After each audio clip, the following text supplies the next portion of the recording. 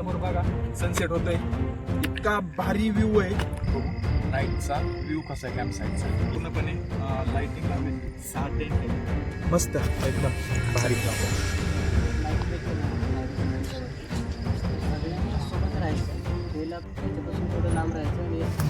शिवरायांची गुप्तहेर चालली. मला 204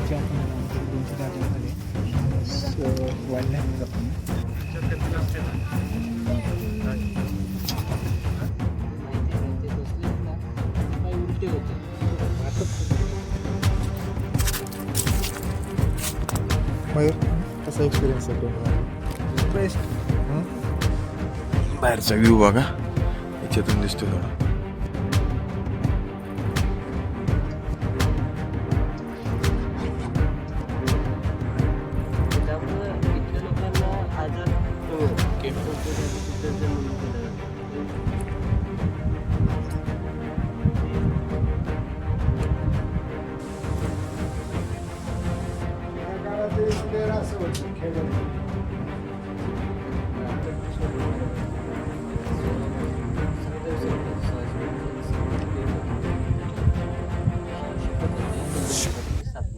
तर मित्रांनो, आपल्या चॅनलला सबस्क्राईब नक्की करा. जय महाराष्ट्र पब्लिक, स्वागत आहे तुमचं माझ्या लगेच दुसऱ्या व्हिडिओमध्ये. आत्ताच आपण नुकताच केंजळगड करून रायरेश्वर किल्ल्याकडे चाललोय. आणि आज रायरेश्वर किल्ल्यावर कॅम्पिंगमध्ये टेंटमध्ये आपला स्टे असणार आहे. थंडी खूप आहे, खूप ॲडव्हेंचर असणार आहे. पहिल्यांदा टेंटमध्ये राहतोय मी कोणत्या तरी किल्ल्यावरती. पहिलाच अनुभव आहे टेंटमध्ये. तुम्ही पहा इकडे रायरेश्वर, खाली पार्किंगमध्ये आपण गाडी लावणार, वरती मस्त टेंट कॅम्पिंग आहे. आणि ह्या साईडला आत्ताच जस्ट आपण केंजळगड कडून आलोया. केंजळगडवर खूप मोठा वनवा लागला, तुम्ही पाहू शकता दूर वगैरे. पलीकडच्या साईडला वनवा लागलाय, गावकरी धावपळ करतात. आमचा नुकताच केंजळगड झालाय आणि आजची रात्र पूर्ण रायरेश्वर पठारावर राहणार आहे. खूप ॲडव्हेंचर, बिबट्याची भीती वगैरे हे बघा चालू रात्री. आणि उद्या सकाळी पण ब्लॉग घेणार आहे. उद्या सकाळी उठून आपण पूर्ण किल्ला फिरणार आहे. किल्ला बघण्यासाठी रायरेश्वर मंदिर, 7 कलरची माती आणि काही लेण्यात, ते पाहून उद्या परत दुपारून आपण रोहिडा किल्ला करणार आहे. तर चला बघू ॲडव्हेंचर. समोर बघा सनसेट होतोय, इतका भारी व्ह्यू आहे. थंडी पण खूप वाजते, पण ठीक आहे, आजच्या दिवस करू काहीतरी. या सनसेटचा व्ह्यू बघा. आता पार्किंगला आलो, या गाडी पार्क केली इथं. तशी म्हणले सेफ्टी वगैरे आहे, त्याची भीती वगैरे नाही आतापर्यंत. असं काय, भरपूर जणांच्या गाड्या इथंच आहे. 10 मिनिटाची ट्रेकिंग आहे. हे बघा रायरेश्वरची पार्किंग, समोर केंजळगड. एक 10 मिनिटाची ट्रेकिंग आहे. असं डायरेक्ट रेलिंग आहे, पायऱ्या. इथून एक लोखंडी सीडी लागते डायरेक्ट वरती. आपण पाहतो तुम्ही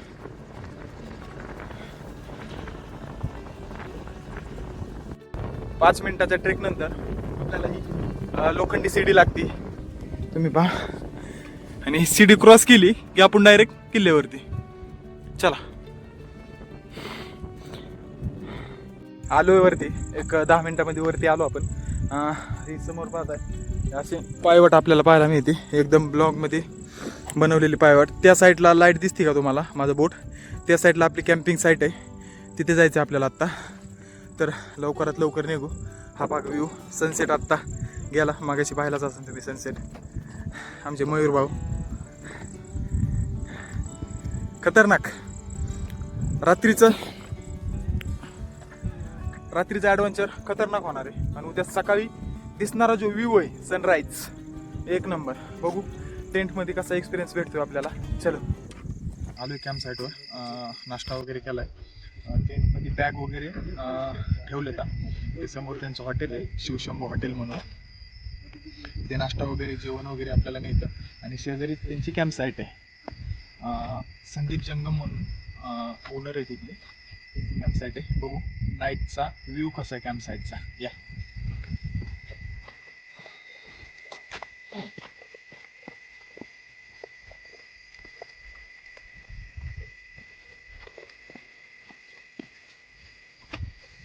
पूर्णपणे लाइटिंग लावलेली इथे. 6 टेंट आहे सध्या. हा एक 10 ते 11 लोक आहेत तिथे. आमचा 2nd नंबरचा टेंट आहे. टेंटमध्ये कशी सुविधा बघू.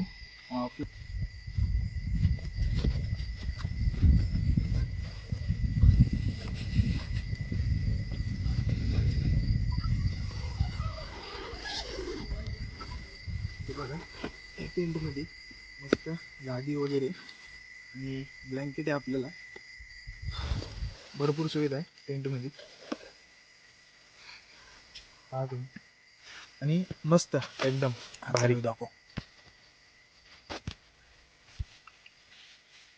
हा पहा आतून टेंट.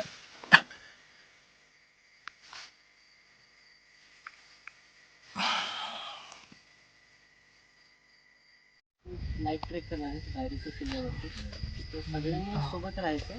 डेला आपण ज्यावेळेस ट्रेक करतो त्यावेळेस सगळी गोष्ट असते, सगळ्यांनी सोबत राहायचं, कोणी मागे थांबायचं नाही. काही डाऊट असेल किंवा काही विचारायचं असेल तर सगळ्यांना थांबून विचारा. ठीक आहे. आता आपण या साईडला जी ईस्ट साईड आहे, पूर्वेच्या साईडला जाणार. तिथून लेफ्ट हँड घेऊन गावाच्या साईडून जंगलामधून परत आपण मंदिर आहे, मंदिराच्या बाजूने परत खाली येणार इथे. ठीक आहे. ओके. जाताना काही प्लांट असतील किंवा तिथली काही थोडीफार माहिती असेल ती सांगेल. परत वरती आपण एका पॉईंटला जाणार, तिथून आपल्याला महाबळेश्वर, पाचगणी टेबल टॉप, परत बरेचसे किल्ले वगैरे दिसतात. किल्ले आता नाही दिसणार, म्हणजे लाईट्स वगैरे दिसतात जिथून आपल्याला महाबळेश्वर, पाचगणी वगैरे दिसतात किंवा वाई सिटी वगैरे दिसते, ते बघणार. ठीक आहे. ते सगळ्यांनी सोबत राहील. ठीक आहे. मागे कोण थांबत सगळं शेवटला मागे कोणतं मागे कोण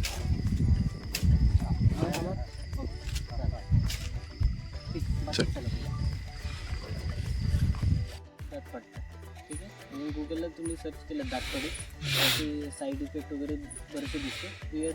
रिअल इन्सिडेंट्स पण भरपूर आहे. इव्हन तुमच्या बॅक स्किनला लागलं तरी याचं इन्फेक्शन होतं. ठीक आहे. याच्यापासून थोडं लांब राहायचं. आणि याचा काही यूज नाही आहे, तर याचे प्लांट बरेच सारे म्हणजे खूप सारे वाढलेले आहेत. ठीक आहे. असे हे पॉयझनस आहेत. मेडिसिनल पण प्लांट भरपूर असतात किल्ल्यावर, पण हे पॉयझनस आहे त्यामुळे आधीच सांगितलं.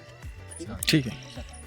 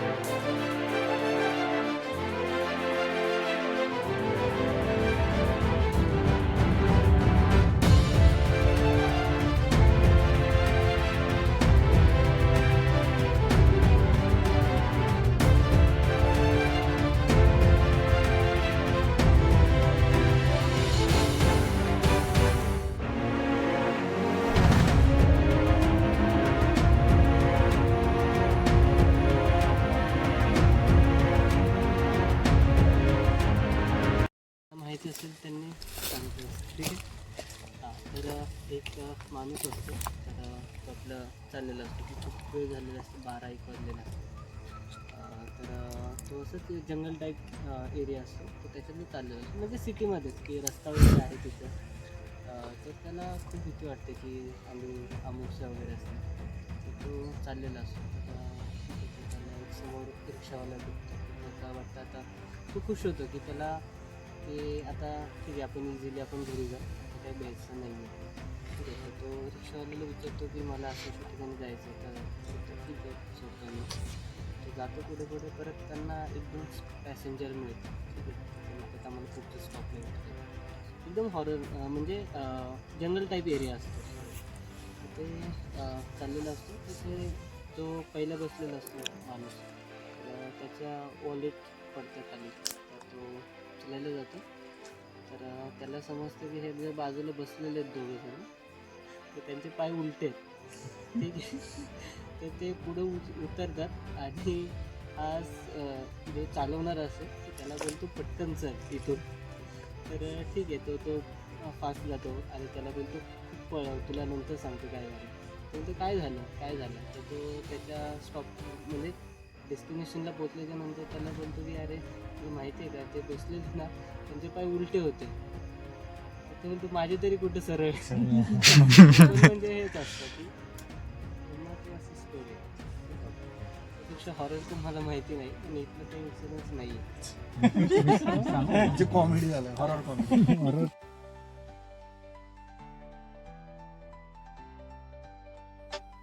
मित्रांनो, 1 ते 1.5 तास ट्रेक केल्यानंतर सर्वांना खूप कडाक्याची भूक लागली होती. जसे मंथ एंडला प्रत्येक एम्प्लॉय पगाराची वाट पाहत असतो, तसेच आम्ही या क्षणाला जेवणाची वाट बघत होतो. आमच्या अगोदरच काही ग्रुपचे मेंबर जेवण करण्यासाठी बसले होते आणि पहिल्यांदाच मी नाचणीची भाकर खाणार होतो. आम्हाला जेवणामध्ये नाचणीची भाकर, पिठलं, मिक्स व्हेज भाजी, डाळ, भात, लोणचं, चटणी, कांदा, शिरा इत्यादी मेनू होता. तर चला मित्रांनो, आपण जेवण करून घेऊयात. चला, तुम्ही पण या आमच्यासोबत जेवण करायला.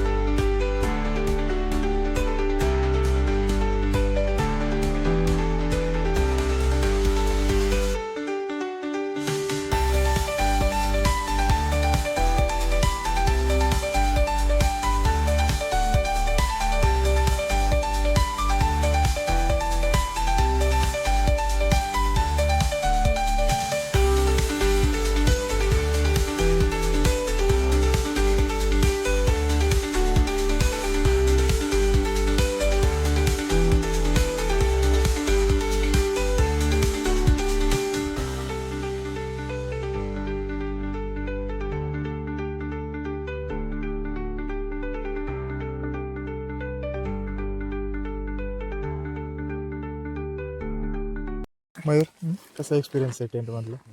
बेस्ट. मित्रांनो, आत्ता वाजले किती वाजले रे? आता 12:30 वाजले. आत्ता बघ बर 11 वाजून 41 मिनटं झाल्यात. आत्ता आम्ही झोपतोय.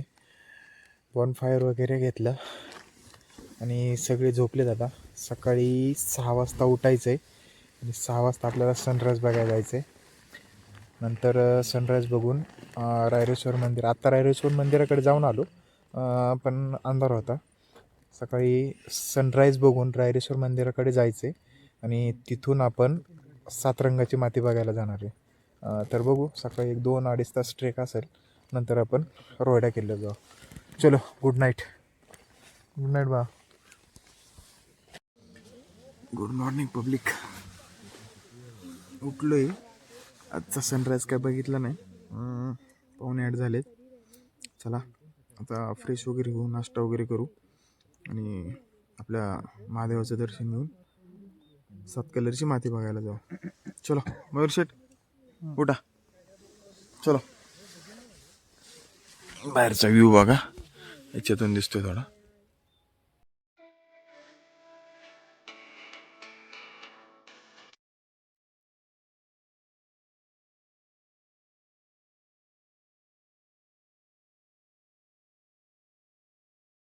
इथे खाली कॅम्प साईट आहे. कॅम्प साईटवरनं थोडं साईटला आले वरती, तर इथे टॉयलेट आहे. तुम्हाला वेस्टर्न आणि इंडियन दोन्ही टॉयलेट मिळतील. आणि समोरच इकडे महादेवाचं मंदिर आहे, ठीक आहे, आपल्या रायरेश्वरांचं मंदिर आहे. आता आपण काय करू, कॅम्प साईटवर जाऊन नाश्ता वगैरे करू, पूर्ण गड फिरू आणि नंतर आपण रोयडा किल्ल्यावर जाऊ. चला. आपल्यासोबत आहे ना कॅम्पचा ओनर संदीप जंगम, तो पण येणार आहे. तो आपल्याला गाईड करणार आहे आणि पूर्ण गड दाखवणार आहे. गडावर पाहण्यासारखं एवढं लेणी, रायरेश्वर मंदिर आणि 7 कलरची माती हे आपल्याला प्रॉपर तो दाखवणार आहे. काय वनस्पती त्यांच्याबद्दल पण माहिती देणार आहे. तर चला आपण जाऊया, नाश्ता करू आता. रायरेश्वर हा किल्ला पुणे जिल्ह्यातील भोर तालुक्यात वसलेला एक ऐतिहासिक किल्ला आहे, जो हिंदवी स्वराज्याचे उगमस्थान मानला जातो. 1645 मध्ये शिवाजी महाराजांनी रायरेश्वर मंदिरात स्वराज्याची प्रतिज्ञा घेतली, ज्यामुळे हे ठिकाण मराठा साम्राज्याच्या इतिहासात सर्वात महत्त्वाचे मानले जाते. काय वापरता मग? शेणखत वगैरे. हा, सगळ्यांकडे गाई अशी गोठे तर ते काढतात आणि असं आता या सीझन मध्ये तर गहू शेतीमध्ये गहू आहे ना तर असं साठवून ठेवतात असं बाजूला. हो तेच, मग हा नंतर बरोबर. मग टाकतात त्याच्यामध्ये. हा, पूर्ण शेणखत वापरतात तर त्यामुळं इथल्या लोकांना आजार खूप कमी होतात. केमिकल म्हणून माहितीच नाही. केमिकल माहितीच नाही. फक्त आता काय झालंय आत्ता या टायमिंगला तर भाजी वगैरे आणण्यासाठी लोक खाली जातात. सिटीमध्ये जाण्याचं इथल्या लोकांचं पण प्रमाण वाढलेलं आहे. त्यामुळे भाजी वगैरे येते बाहेरून. पण हे गहू वगैरे पूर्ण ऑर्गॅनिक आहे. आणि पावसाळ्यामध्ये लोक काय करतात इथून जाणं पण अवघड असतं. मग इथलं रानभाज्या वगैरे भरपूर असतात पावसाळ्यात मग तेच खातात. धान्य एवढं तुम्ही पिकवता वर्षभर पुरतोय तुम्हाला? हा, वर्षभर आरामात पुरतं. इव्हन नाचणी वगैरे पण करतात. तर नाचणी पावसाळ्यात होते, हिवाळ्यामध्ये हा गहू होतो, पण पूर्ण बिना पाण्यावरती. दव आणि थंडी जी असते त्याच्यावरती होतो. तांदूळ पण लावताय का? तांदूळ नाही होत, तांदूळ बिलकुल नाही होत, कारण की 4 महिने पूर्ण म्हणजे सनलाईट इथे येतच नाही. तर हे जर म्हणजे लावतात, काही लोक लावतात फक्त जनावरांना वैरणीसाठी, ते खाण्यासाठी फक्त. मग ते जे लावतात ना ते दिवाळीमधून ते पुढं वाढतं आणि मग दिवाळीच्या नंतर वाढल्यामुळे त्याला दाणे वगैरे काहीच येत नाही, फक्त वैरण म्हणूनच वापरू शकतो. ओके. हे जसं आपण रात्री बघितलं तातपडी, आता वगैरे हे असे दिसतं, त्याला असे फुलं पण येतात. तर इथं जर तुम्ही बाय मिस्टेक जर खाल्लं तर याच्याने 32 जात पडू शकतं. एवढं पॉयझन सी म्हणून तुमच्या बॅक स्किनला लागलं तरी याचं इन्फेक्शन होतं आणि याचं काही यूज नाही आहे. मग याचे बरेचसे प्लांट वाढलेले. आता इथेच बघा, इथे भरपूर आहे, 1 2 3 4 बरेचसे. ठीक आहे, तर याच्यापासून थोडं लांब राहायचं. हे जे झाड आहे याला गेळं बोलतात. याला लिंब जे लिंब असतं ना तर त्याच्यासारखे फळं येतात. तर याचा उपयोग ॲज अ डिटर्जंट म्हणून केला जातो. ते पूर्वी तुम्ही ऐकलं असेल की शिकाकाई रिटा वगैरे त्याच कॅटेगरीमध्ये, त्याच क्लासमध्ये. पण हे कपडे धुण्यासाठी वापरतात गेळा. आणि याचा दुसरा एक उपयोग आहे की याचे जे फळं असतात ना तर ते धान्य जे असतं तर त्याच्यामध्ये टाकतात की ज्याच्यामुळे किडे वगैरे बिलकुल लागत नाहीत धान्याला. असे 2 यूज आहेत त्याचं. डिटर्जंट पूर्वी लोक हे स्टोअर करून ठेवायचे, त्याचे पावडर करून ठेवायचे, नंतर लागेल त्याचं यूज करायचे. याचं सीझन साधारण फेब्रुवारीपासून ते मार्च एप्रिलपर्यंत येतात ते पूर्ण चांगले. ठीक आहे, गेळा बोलतात याला. तर हे समोर आहे, याला दुधी बोलतात, दुधीचं झाड बोलतात. तर हे जे काटा वगैरे ज्यावेळेस टोचतो किंवा जखम होते तर हे लावतात. तर हायड्रोजन वगैरे जसं असतं की जखमेवर टाकतात तर त्याच्यामध्ये डस्ट वगैरे निघून जाते. तर त्याचं असं इथली लोक त्याचा असा उपयोग करतात. टणटणी सारखं. हां, किंवा तुम्हाला माहिती असेल ते टाचेला कुरूप वगैरे होतं तर त्याच्यावरती पण लावतात.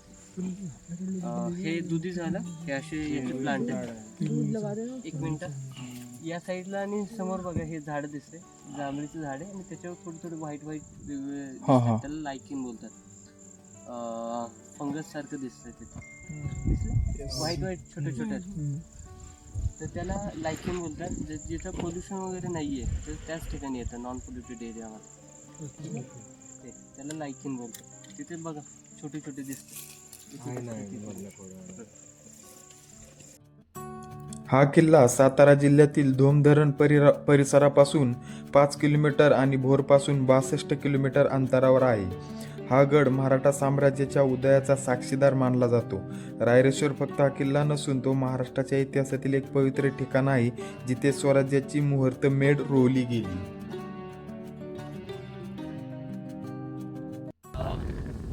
हे रायरेश्वरतून या साईडला ते डोक्यामध्ये डोंगर दिसतं बरोबर. तर तिथे एक टॉवर पण आहे, टॉवर पण दिसतं मध्ये सेंटरला. जर बघितलं व्यवस्थित तर तुम्हाला तिथे टॉवर पण दिसेल. तर जो टॉवर आहे महाबळेश्वरचा सगळ्यात हायस्ट पॉईंट जो विल्सन पॉईंट आहे तो पण इथून अगदी आरामात दिसतो. तर क्लाउडी त्यामुळं त्या टॉवर एकदम स्पष्ट दिसत नाहीये, पण इतर वेळेस बरंच दिसतो एकदम. तर मग त्या सेंटरला बघा, डोक्यामध्ये जो डोंगर रांग दिसते त्याच्या सेंटरला बघा, पलीकडचा डोंगर. हा पलीकडचा डोंगर शेवट डोक्यामध्ये दिसतोय, त्याच्या मागे काही नाही दिसत. 1 2 3 तिसरा डोंगर बघा. ठीक आहे, तिसऱ्या डोंगरावरती मध्ये सेंटरला जर बघितलं तुम्हाला टॉवर दिसेल. तर फोटोमध्ये माझ्याकडे 1-2 फोटो आहेत, त्याच्यामध्ये दिसेल तुम्हाला. अलीकडं हे कोळेश्वर पठार आहे पूर्ण. जर रायरेश्वर टू महाबळेश्वर जर ट्रेक करायचं आहे तर हे कोळेश्वर पठार क्रॉस करून पुढे जावं लागतं. साधारण 45 किलोमीटरचं ट्रेक आहे. काही लोक एका दिवसात पण करतात, काही लोकांना 2 दिवस लागतात.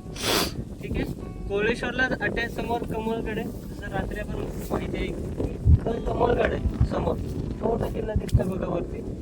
कमळगड आहे. कमळगडाचं वैशिष्ट्य की वरती काव्याची विहीर आहे.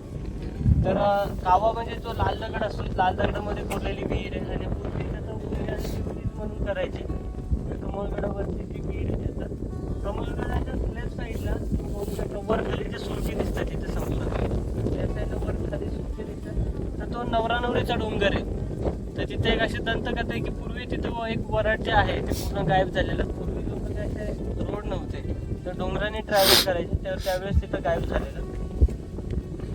परत त्याच्या लेफ्ट साईडला आणि बॅक साईडला बघू शकतो सरफेस दिसतं टेबल टॉप. जास्तच लावडे पण रात्री जे लेफ्ट साईडला लाईट्स दिसत होत्या सगळ्या पाचगणीच्या होत्या. पाचगणी टेबल टॉप त्याच्या लेफ्ट साईडला आणि बॅक साईडला वैराटगड पण आहे. आता नाही दिसणार वैराटगड, सातारचा जो वैराटगड आहे तो पण इथून अगदी आरामात दिसतो.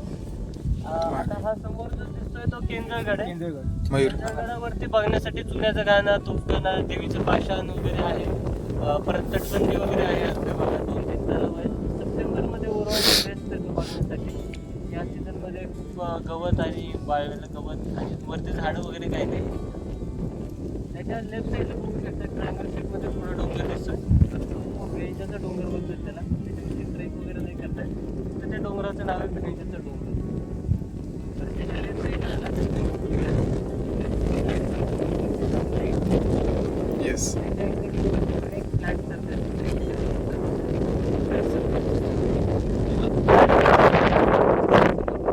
हो हो दिसतोय.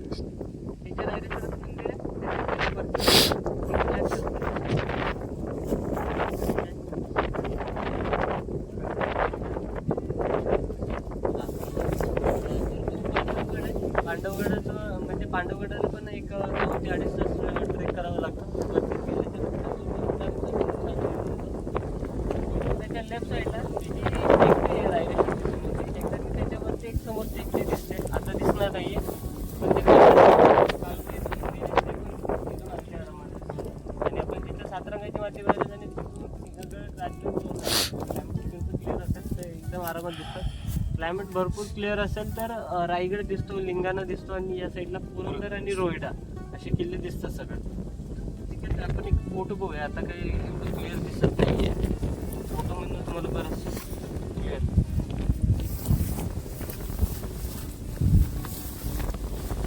हा सप्टेंबरमधला फोटो आहे. हा कमळगड बघितला आपण. बरं, कमळगडाच्या लेफ्ट साईडला नवरणहूडचा डोंगर बघितला. हे खाली धोम डॅम आहे, जे महाबळेश्वर कृष्णरीवर उगम पावते त्याच्यावरती बांधलेलं पहिलं धरण. हे पाचगणी टेबल टॉप दिसतं नवरणहूडच्या लेफ्ट साईडला बॅक साईडला. परत हा वैराटगड दिसतोय, हा वैराटगड बॅक साईडला. त्याच्यामागे पण डोंगर रांगेत ते पण दिसतात क्लायमेट क्लिअर असेल तर.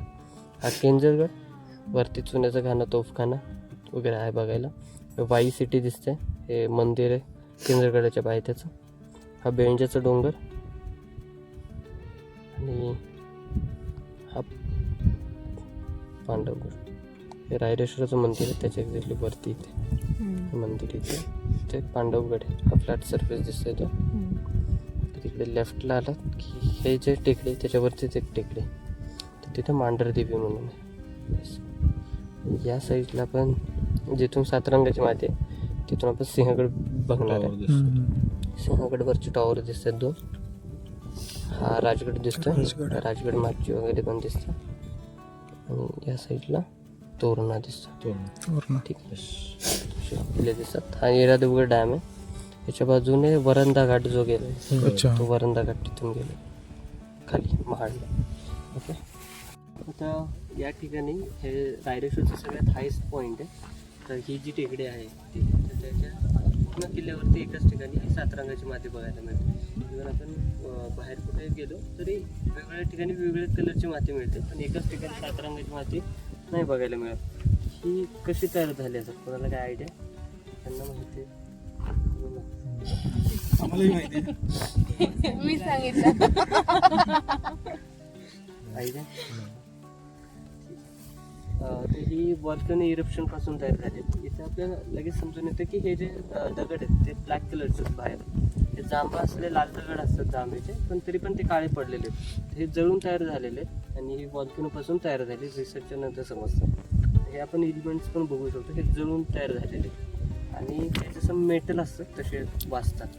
ओके, हे बघा, आणि हे नॉर्मल दगडापेक्षा पण जड असतं. आणि एका दगडामध्ये बरेचसे कलर पण सापडतात. आता हा नॉर्मल आहे अजून. पुढेच आपण बघणार आहे, एका दगडामध्ये 4-5 कलर सापडतात. त्याच्यामध्ये 1-2 फक्त इथून आता जाताना काय आपण दगड किंवा माती वगैरे घेऊन जायचे नाही. बरेचसे लोक येतात, सगळ्यांनी थोडी नेली तरी संपून जाईल. ठीक आहे, फोटो वगैरे पण लावले. हां, फोटो काढून घेऊ शकतो. पिक्चरमध्ये असं नको व्हायला की रायरेश्वरला 7 रंगाची माती होती असं होती. अच्छा, हा. कारण की लोक घेऊन जातात. नाही, मातीचा घरी येऊन जाऊन काही यूज पण नाही ना. हां, 1-2 दिवस बघतात आणि नंतर मग सोडून. फोटो काढायसाठी थोडीशी एका ठिकाणी हो हो, नक्की. रायरेश्वर किल्ल्यावर आपल्याला निसर्गाचे एक अनोखे वैशिष्ट्य आढळते, ते म्हणजे एकाच ठिकाणी 7 ते 8 वेगवेगळ्या रंगाची माती पाहायला मिळते. आता रायरेश्वर पठारावरचा हायेस्ट पॉईंट आहे, त्याच्या बाजूलाच 7 रंगाची माती पाहायला मिळते आपल्याला. आपण त्या ठिकाणी आलोय आता. आपले संदीप भाऊ माती गोळा करून आपल्याला दाखवतील. पूर्ण व्ह्यू बघा इथला. अच्छा, ओपनलाच दिसते आपल्याला 7 कलर. हे बघा, 1 2 3 4 5, या ठिकाणी 6, इथे एक 7. आणि इथून काही गड किल्ल्यांचं पण दर्शन होतं, ते पण पाहू आपण. ही माती पूर्ण या मातीमधली एकदम बेस्ट माती आहे. हे ज्यावेळेस भिजते, पाणी जरी टाकलं ना तरी याचे प्रॉपर कलर दिसतात, पर्पल. आणि आता पिंक वगैरे या साईडला थोडी दिसते लांबून, तर हे पर्पलमध्येच मिक्स झाले. तर आपण प्रॉपर जो डार्क कलर आहे पर्पल तो घेणार. ठीक आहे, झाले का?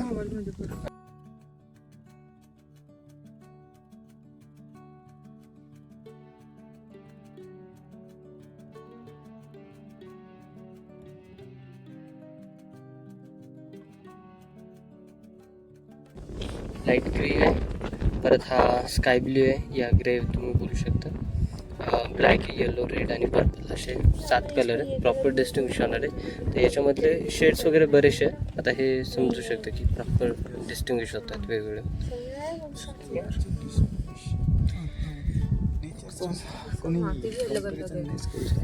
काही सॉफ्ट आहे, हे सॉफ्ट आहे ऐसे, आणि ही सॉफ्ट आहे, माती जैसे लग ही थोडी हेवी आहे. दिसतं त्याच्या बॅक साईडला एक रेंज आहे, त्याच्यावरती दिसतं. ठीक आहे, तर त्यामुळं असं आमचं दिसत नाहीये. सरांचे चष्मा मी बघितलंय. नाही, तो फक्त बालेकिल्ला दिसतो राजगडचा, बाकी नाही. आणि तोरणा थोडा दिसतो बघ.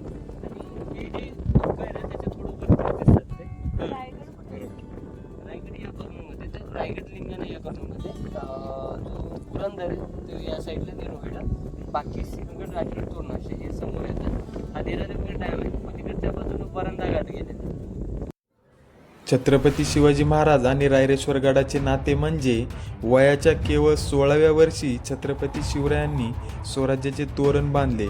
मुठभर मावळ्यांमध्ये धर्मप्रेम जागृत करून त्यांना लढायला शिकवले आणि स्वराज्याची संकल्पना दिली. हिंदवी स्वराज्यासाठी मुठभर मावळ्यांनी जीवाची पर्वा न करता स्वतःला झोकून दिले. 5 मुसलमानी पातशाहीच्या विरोधात लढत एक प्रदेश जिंकला. केवळ 50व्या वर्षाच्या कालावधीत विजापूर आणि दिल्ली या राजसत्तांना पाणी पाजले.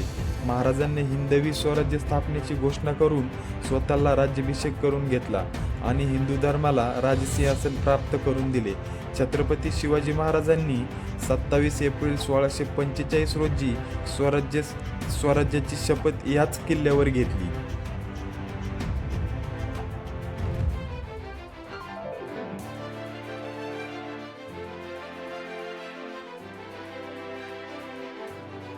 अच्छा, इथे टॅटू हाताला लावला टॅटू. तर हे फनचे 3-4 टाईप बघायला मिळतात. वरती पण आपण बघितलं फनचे होते, ते एव्हरग्रीन प्लांट असतात. पण हे जे आहे सिल्वर फन, त्याच्यावरती जर ऊन वगैरे पडलं तर वाळून जातात. ते तिकडे वाळले व्हाईट दिसतात ना ते.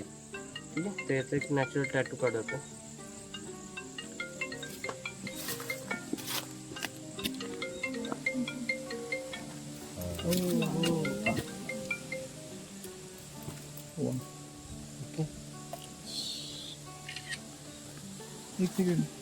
माझ्या हातावर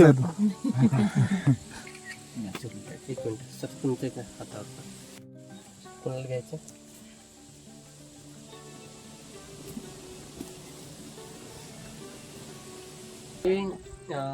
आपण जे वरती फण जे बघितलं ना, तर हे जे घरं दिसली तर ते सगळे मातीपासून बनलेले आहेत, माती आणि दगड.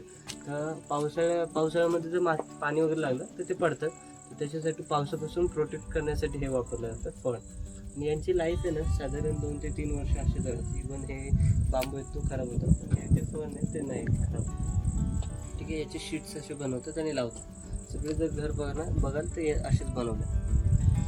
ही जी जे आहे ना साधारण 2 ते 2.5 फुटाची भिंत असते. ठीक आहे, आतमध्ये बघा किती जुनं घर आहे. चप्पल शूज इथपर्यंत झालं. ठीक आहे. जुन्या काळात असं होतं खेड्यातलं. आजी आणि अजून मामी मामी कुठे आहेत?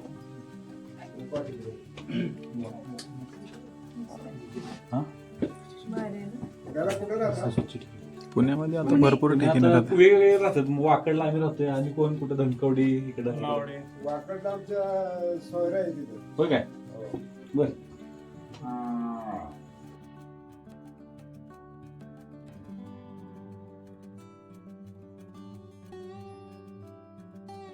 संपूर्ण गड फिरून आल्यानंतर आपण येऊन पोचतो रायरेश्वर मंदिराजवळ. याच मंदिरात अवघ्या 16व्या वर्षी छत्रपती शिवाजी महाराजांनी आपल्या सवंगड्यासोबत रायरेश्वराच्या पिंडीवर रक्ताचा अभिषेक करून हिंदवी स्वराज्य स्थापन करण्याची शपथ घेतली.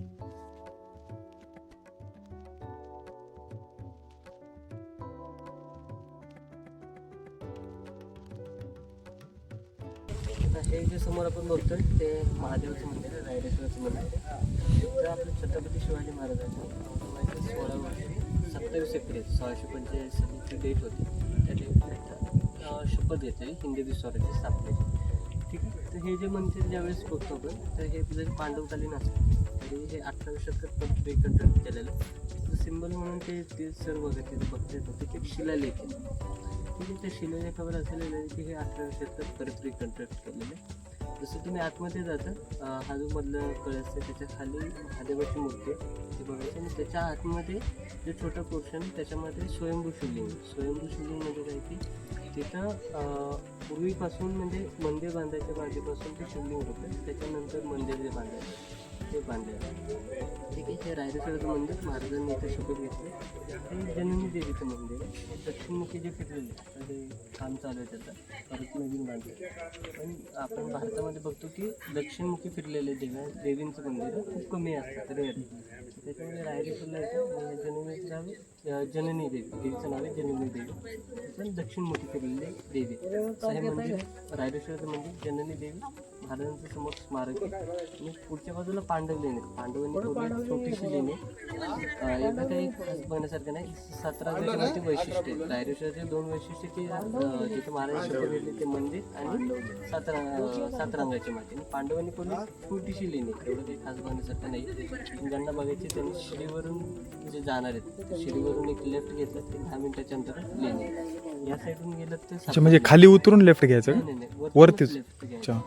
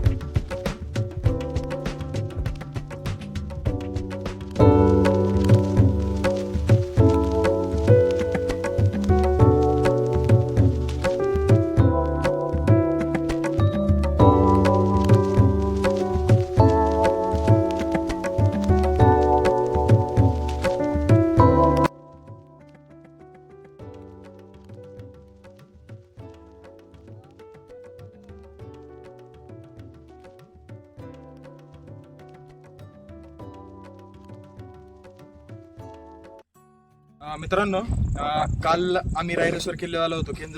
केंजळगड करून रायरेश्वर किल्ल्यावर आलो होतो. स्टे वगैरे केला कॅम्पिंगमध्ये. खूप भारी सर्व्हिस आणि खूप भारी ट्रीट करतात. इथलं ओनर आहे संदीप जंगम. त्यांचे भाऊ सचिन जंगम आणि त्यांचे वडील शंकर जंगम. खूप भारी ट्रीट करतात आणि खूप भारी सर्व्हिस आहे. पूर्ण पॅकेज आहे. त्या पॅकेजमध्ये तुम्हाला 3ला चेकिंग आहे, 3 वाजता दुपारी. इव्हिनिंग तुम्हाला स्नॅक वगैरे मिळतं, त्याच्यात भजी, मॅगी आणि टी वगैरे मिळतो. डिनर आणि दुसऱ्या दिवशी ब्रेकफास्ट अशी खूप आहे. आणि टेंट वगैरे त्यांची कॅम्प साईट आहे. रात्री बोन फायर वगैरे करतात. रात्री आपल्यासोबत स्वतः येतात, पूर्ण ट्रेक करतात रात्रीचा. आणि दिवसा पण सकाळी उठून 6 वाजता आपण एक ट्रेक करून येतो.